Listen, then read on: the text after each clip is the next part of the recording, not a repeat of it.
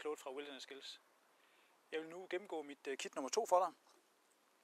Måden jeg gør det på, det er igen ved at dele det op i de 6 grupper.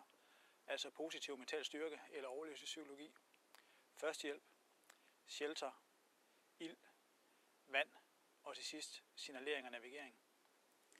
Det er jo også den måde, jeg gør det på, når nu jeg samler de forskellige kits, jeg har. Jeg tager mit grej, lægger det op i de 6 forskellige grupper, og derudfra, der vælger jeg så de ting, jeg vil have i hver taske. Det betyder selvfølgelig ofte, at de små ting, jamen, de kommer også i de små tasker, og de lidt større ting, de kommer så i de større tasker. Når jeg opbygger min sæt, så enten tilfører jeg noget, eller så udvider jeg det område, som jeg har valgt at koncentrere mig om. Jeg tager aldrig noget væk derfra, eller gør det mindre. Det får du se nu her, når vi gennemgår kit nummer 2. Jeg vil nu gennemgå mit andet survival kit. Kittet det er pakket ned i en Tactical Tailor Escape Innovation Pouch, og det vejer cirka i alt 1200 gram. Jeg har igen delt grejet op i de 6 hovedområder, altså positiv mental styrke eller overlevelsespsykologi, førstehjælp, shelter, ild, vand og til sidst signalering og navigering.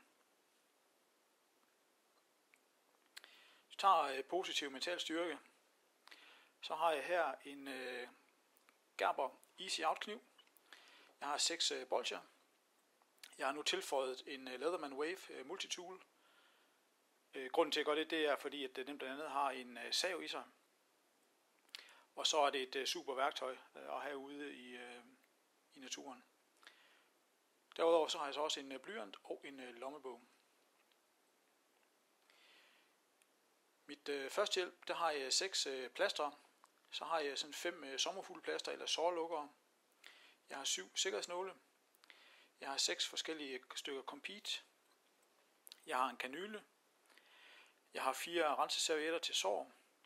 Så har jeg noget antibiotika, både dobbelt og tredobbelt virkende. Jeg har noget renseserviet for giftige E, sumac og vedbent.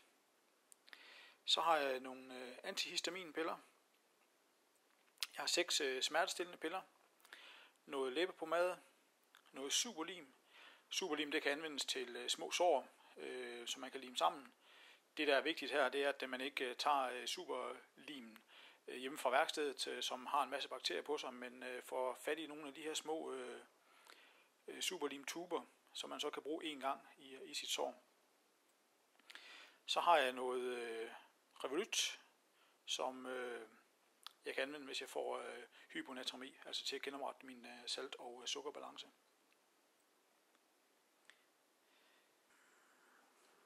Så kigger på shelter, så har jeg 6 kabelbindere.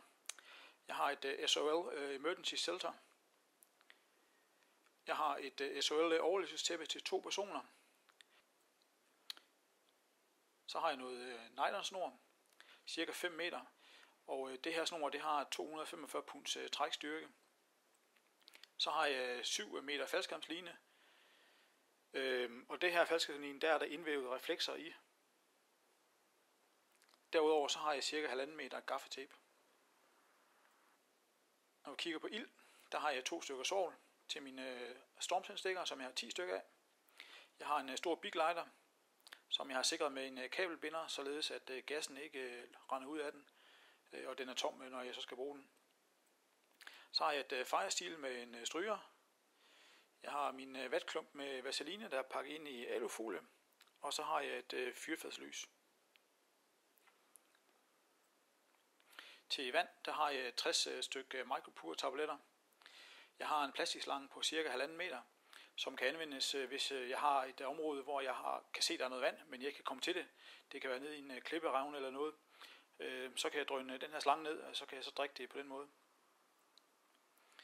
Til signalering og navigering, der har jeg mit signalspejl. Jeg har en Fox 40 signalfløjte. Så har jeg sådan en LED microlight fra Innova. Jeg har 4 stykker af de her reflekstape, som er Solas-godkendte. Så har jeg et Silva Huntsman kompas, og så har jeg sådan et orange panel med refleks. Og til sidst, der har jeg så min Tactical Tailor Escape Innovation Pouch. Og så har jeg de her Ziploc poser i forskellige størrelser, som jeg kommer tingene ned i. Så som du kan se, så er der kommet lidt flere ting i nogle af områderne her. Specielt under mit positive mental styrke, der er kommet Leatherman i, og så er der kommet en del mere i førstehjælpen og til mit shelter. Jeg er ikke i tvivl om, at det her emergency shelter, som jeg har fra SOL, det gør en kæmpe forskel, hvis jeg kommer i problemer. Således at jeg ikke kun har mit overlevelsestæppe, men jeg også rent faktisk har en pose, jeg kan kravle ned i, som kan holde mig varm. Det var det for den her gang.